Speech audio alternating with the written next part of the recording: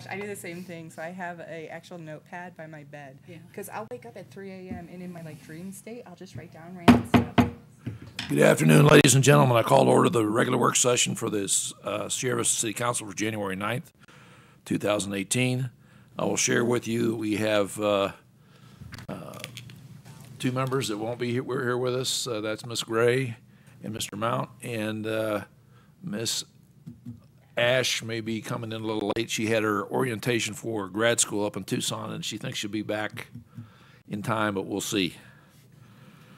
Okay, we'll start with the agenda for the council meeting, which is item A, and obviously call to order, roll call, invocation, pledge of allegiance, acceptance of the agenda, city manager's report, and then for public hearing items, we start with item number 2, which is a liquor license. Mrs. Adams. Mayor Mueller, members of council. This first item actually represents 2 applications for 2 different types of liquor licenses, a Series 13 and a Series 18. That's a distillery and a winery type of licenses. We combined them because it is the same individual in the same location operating both licenses. So one resolution satisfies the requirements of the State Liquor Board. Mr. Swigert, David Swigert, is making these applications. Again, it's for a distillery license and a winery license, which I spoke with Mr. Swigert, and you may ask, how does he do that at the mall in a small area? Apparently, there is different types and ways of manufacturing and distilling liquor and wine, and his operation is going to be a blending operation, and it is going to be happening on site. He does intend to primarily be a retail outlet, although he is a member and intends on working with the Chamber of Commerce to do tastings and assorted other events in town. He is not looking to have a lot of actual consumption on his site, although these licenses do allow that, so for future reference. The notice of the public hearing was posted on the site. We have received no comments, pro or con. The police department does not oppose these licenses going forward, and if approved on Thursday, they will be returned to the state for final action. Thank you, Ms. Adams. Any questions for Ms. Adams? Okay, thank you, Ms. Adams. The next item is item number 3. Again, it's another limited liability type ownership liquor license. Ms. Adams. Mayor Mueller, members of council, this one, and I forget what kind it is. It's a bar liquor license. Yes, it is. It's a person transfer of a full bar liquor license for Ms. Tammy Pierce for A&T Tap Room, which is going to be located at 3460 Plaza de Lanza. I admit I do not exactly know where that is. The notice of the public hearing on Thursday was posted on the premise. Maria posted it, so she may know exactly where it is. But again, I have heard no objections or support either way for this approval of this license. The police department has done their background check and have no objections, and if approved on Thursday, it will be returned to the state for final action. Okay. Questions for Ms. Adams? Seeing none, that concludes the public, the public hearing portion. So under new business, we have the regular minutes for December 14, 2017. Any additions, corrections, comments, discussion for the minutes? Okay. All right, then we'll move on to item number 6. And this is the administrative policy procedures for approval of certain liquor license applications. Again, Ms. Adams. Yes, Mayor Mueller, members of council. After attending a training put on by the Liquor Board, one of the liquor investigators last fall, it was made known to me that the Liquor Board was allowing local governmental entities to establish by resolution a process for approving temporary liquor licenses and some others, specifically change of agents and acquisition of control for corporate type of changes on liquor licenses. What that means to the City Council is that if this procedure is put in place by resolution. Each and every temporary liquor license does not have to come before you as an individual resolution.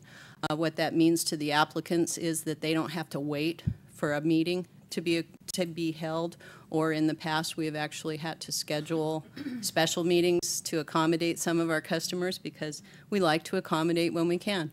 This process that is proposed is exactly what we do now and what we have always done. We review the applications, we send them to zoning, we send them to the police, and then if they both come back okay, then we bring them to you with a resolution. That's the only part that would not happen. If at any point during the process where the police are involved or the zoning department, if there is a question, then we would still come to the legislative body for advice.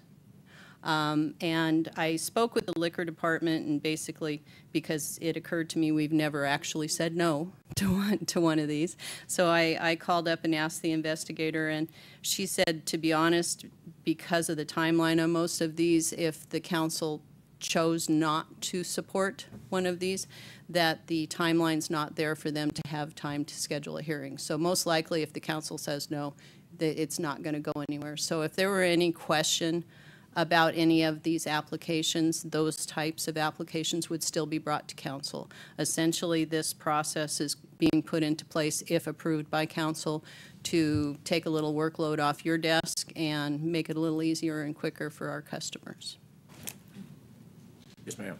And just so I understand, this is just for the temporary licenses, correct? Any permanent licenses would still have to come before the council? Correct, like the ones prior to, all of the ones that are actual physical permanent locations require public hearings, and we have to post on the premises and everything. These are 1 day, 2 day type of licenses. They're only valid for those couple of days. The change of agent or the acquisition of control are usually housekeeping items, and so the liquor board has deemed those as not necessarily requiring a specific council action. Okay. Is this for a 30-day, oh, excuse me. Is this for a 30-day? Comment period. No, ma'am, actually, if passed on Thursday, technically, a resolution doesn't go into effect until 30 days out. This is, I think, the city attorney would probably agree with me, but I won't speak for him, that this is not a legislative ordinance type of act. This is a policy type of thing, and so it would most likely not be referable. I would seriously doubt that any individual would go to the length to refer this, because it's literally housekeeping. It's practical, and it's for the good of the city. But no, we will not actually do this for a period of 30 days. Thanks. Anybody else? Okay. Let the record show Ms. Ash is now with us. Jill, I just want to compliment you on your tactfulness. You said that we aim to accommodate the applicants, and you didn't say usually when they submit it's because they're late and they haven't got all their paperwork submitted on time. That is true. Unfortunately, a lot of our applicants are new to the process, and Exactly. that's why they do not know that the state wants them by here, and we have Yep. to do this. So this will help that quite a bit. Yep. Going forward. Should streamline the process, which is good. Yes. Okay. Anybody else? All right, then we'll move on to item number 6. Ms. Scherer.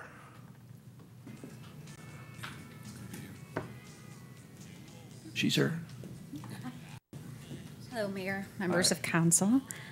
So before you have our updated internet safety policy. Council is being asked to approve a resolution modifying the existing internet use policy approved by council in 2012.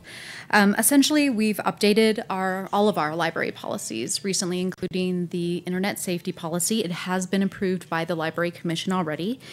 Essentially, we've just cinched it down a bit and added some stronger language to make us SIPA compliant, and we'd like your approval. Do you have any questions, concerns? Anybody? I like the part where you added that it's actually the parents' responsibility to make sure that the the child is doing what they need to be doing on the internet, and we're not going to interfere with that relationship between the parent and child. I think that was a good addition. Anybody else? Thank you, Emily. We appreciate it. Nice Good to see you. Too easy. Yeah, that was too easy. We'll pick up. Yes, ma'am. We'll Mayor pick on her Mueller, later. members of council, I just wanted to clarify, I misspoke on the A&T Tap Room. They're located at 962 East Fry, which is down where the MI store used to be. Okay. So that is the actual location of their proposed facility. All right. So thank you. Next is item 7, and this is the addendum to the city manager's contract. Ms. Fleming. Mayor and Council, good afternoon. So before you today, I have the addendum to the city manager contract between the city of Sierra Vista and the city manager and the necessary resolution for the addendum. What this addendum does is it takes the contract that has been in place from March the 28th, 1996 to current, and it adds 10 administrative days that may be used as additional vacation days to the contract. And that is the only change that is actually made with this addendum. And that was per the discussion we had with council. Correct. On compensation. Yes, this is Okay. at the request of the council. Any questions, discussion? Okay, thank you. Okay, thank y'all. Next, we'll go to item number 8.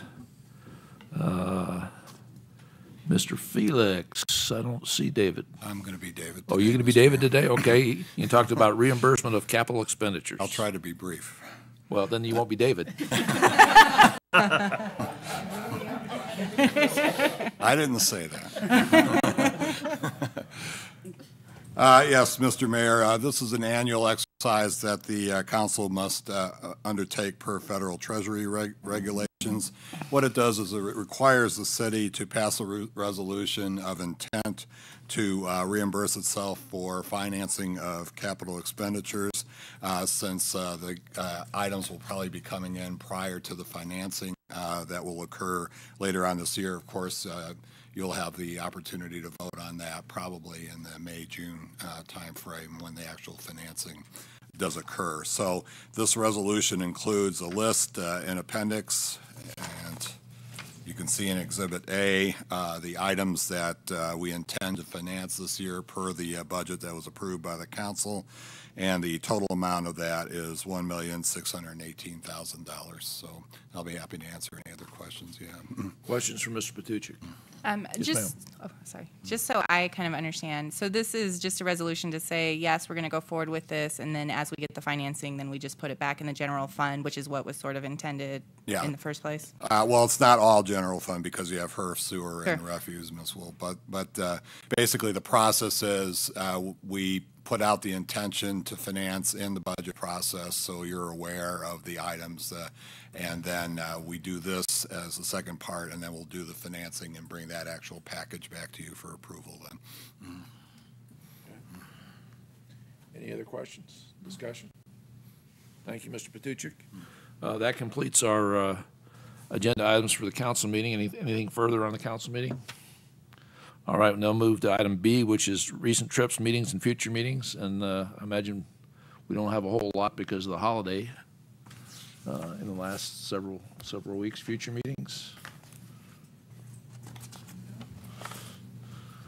Okay, board and commission liaison updates again. I'm sure we, other than saying the Arts and Humanities is going to have the Mayor's Arts and Humanities Awards on the 28th. I'm not sure we have any others because I'm not sure how many met during the holidays. Gwen? The EAC is going, the Environmental Affairs Commission is going to present an award on the 25th, their conservation award. I'm not going to say who. I don't know if it's public yet. Well, I don't know who it is either. Okay, So, then I won't say. Good thing for us to learn before It's we a award secret. it. Right? I think they'll be sending more information to the office Okay. in the next week or so, but it's a pretty big deal. It's their first time. They went through a lot of work, a lot of applications to come up with the winner of this award, and It has to do with conservation. There's several categories, so they'll explain all of that at the presentation. Okay. And we'll probably get something in before the meeting. Yeah, it'd be nice to know. And I just had one more update. Yes, ma'am. Unfortunately, Arts and Humanities Commission is still looking for a council liaison. So Gwen did graciously offer, but she has another commission that week. So maybe I'll just send out an email. When it's on Monday? The third Monday. Third Monday. At 5. And I'm willing to switch if you don't want to take on an additional commission. I'm willing to switch a commission with you. I'm trying to think. I know that the Library Commission meets on a Monday. I'm trying to think if it's the 3rd or the 4th. I get a, hey, Christine, come on down. So Well, I'll send an email to follow up. Looks like libraries. All right. Anybody else? All right, then, future discussion items and council requests. Have we got a list of what's coming up? Yep, Ms. Arabrillo has that for you. Yes, Mr. Mayor. January is still pretty light. We have one potential item coming up on the work session for January 23rd, but it just came up today, so I'll wait to fill you in on that one. But February starts a fairly busy time. We'll have the financial policy and mid-year review on the February 13th session. Chickens, so much to look forward to. And then February 27th, we'll have the airport study for you to review and comment on. Okay. Are we going to get any feedback on from you and Rachel? We're going to look at the social agencies. When you We haven't met yet, but we expect to be prepared by the 25th of January to do come back? a request to the council. Okay. We have one. Also- Oh, excuse Oh, me. sorry, go ahead. We had one other one. The Environmental Affairs Committee has a request to make of the council. And let me see. I have the document. I'm going to request of council today to put it on an agenda for us to go over their request. Okay. So I think if by the 25th again, we should be able to have that conversation. yeah, we can We'll get send the scheduled. request to the council members to look at, right? And then we'll have the Talk about it information. in the work session. Yeah. Yes, okay. So the 25th, if that works. Okay. 23rd work session, yeah. Also, Mr. Mayor, with the turning of the calendar to 2018, that also means the city is beginning to start the budget process again. It's always a great thing for us. But Exciting. of course, part of that process will also involve the board and commission reviews, and we're probably looking at the March timeframe to start setting those meetings up. So I'll ask Ms. Adams to start getting that together for us. Do you want to share the PSPRS news that you got last week or not? Well, No. Well, in the context of it being a future discussion item for the council, I believe it probably needs to be also as part of the budget process. We're looking at an additional over $600,000 in general fund PSPRS contributions next fiscal year. And in a new development, they're actually projecting out 2 years now what those might be, and for the year after, we're looking at over $500,000 in additional costs at that time. So I'm afraid no relief on the PSPRS front budgetarily for And us. I'll share with the council on future meetings. We'll be going on the 19th. They're having a mayor's meeting on PSPRS in Bisbee, and they're going to have some of the members from the study group from the legislature there as well. And that's not this Friday, but next Friday. So hopefully we'll have something to report. I'm not sure it's going to be a solution. I'm positive it's not going to be a solution, but there may be a path. There may be a path forward. We'll see. Okay. Anything else? Comments and requests of council, anything further? Everybody good? We ready for Thursday? A little more reading. Okay. With that, thank you for being here. Staff, appreciate your reports. Meeting's adjourned. Fastest work session I've ever been involved in.